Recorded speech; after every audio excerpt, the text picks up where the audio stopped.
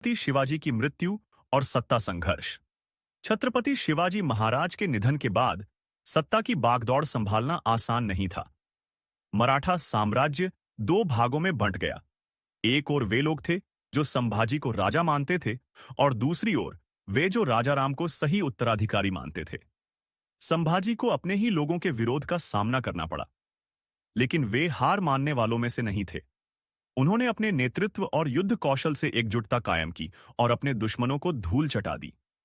औरंगजेब का आतंक और संभाजी का विद्रोह। औरंगजेब ने मराठा साम्राज्य को मिटाने की कसम खा ली थी। उसने कई बार मराठा किलों पर हमला किया, लेकिन हर बार संभाजी महाराज ने उसे करारी हार दी। उन्होंने न केवल मराठा साम्राज्य को सुरक्षित रखा, बल्कि मुगल साम्राज्य के कई हिस्सों पर भी विजय प्राप्त की। संभाजी महाराज सिर्फ एक योद्धा नहीं, बल्कि एक विद्रोही भी थे। एक ऐसा विद्रोही जो अन्याय और क्रूरता के खिलाफ खड़ा था। उन्होंने सिर्फ तलवार से नहीं, बल्कि अपनी नीतियों और योजनाओं से भी दुश्मनों को हराया। आखिरी युद्ध और बलिदान संभाजी महाराज की ताकत से घबराकर औरंगजेब ने उनके ही कुछ विश्वास पात्रों को लालच देकर अपने पक्ष में कर लिया।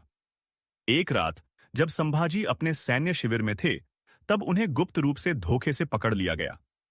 संभाजी महाराज को औरंगजेब के आदेश पर दिए गए कष्ट इतिहास में सबसे क्रूरतम यातनाओं में से एक माने जाते हैं। जब उन्हें धोखे से बंदी बनाया गया, तो औरंगजेब ने उन्हें इस्लाम कबूल करने का आदेश दिया।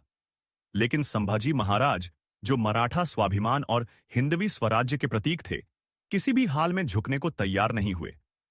उन्हें लोहे की जंजीरों में बांधकर औरंगजेब के दरबार में लाया गया। वहां उनकी खिल्ली उड़ाई गई और मानसिक रूप से तोड़ने की कोशिश की गई।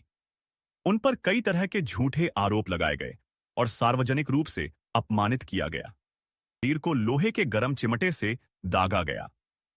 उनकी आंखों के सामने उनके साथी कवि कलश को यातनाएं दी गईं, ताकि उनका मनोबल टूट जाए। उनके नाखून उखाड़े गए और उनके शरीर पर तेज धारदार हथियारों से वार किए गए। जब संभाजी महाराज ने इस्लाम अपनाने से इनकार किया और गर्व से अपनी मातृभूमि और धर्म की रक्षा की बात कही, तो गुस्से में आकर उनकी जुबान काट दी गई। मृत्यु से पहले कई दिनों तक तड़पाया गया। संभाजी महाराज को इतनी भयंकर यातनाएं दी गईं कि कोई आम इंसान एक दिन भी जीवित न रहता। लेकिन उनकी आत्मशक्ति इतनी मजबूत थी कि वे कई दिनों तक इस पीड़ा को सहते रहे। अंत में उनके शरीर के टुकड़े कर अलग अलग जगहों पर फेंक दिए गए, ताकि मराठाओं में डर पैदा हो। लेकिन संभाजी महाराज झुके नहीं। इतनी भयंकर यातनाओं के बावजूद उन्होंने इस्लाम स्वीकार नहीं किया और न ही अपने आत्मसम्मान से समझौता किया। उनकी वीरता और बलिदान ने मराठा साम्राज्य को और अधिक शक्तिशाली बना दिया।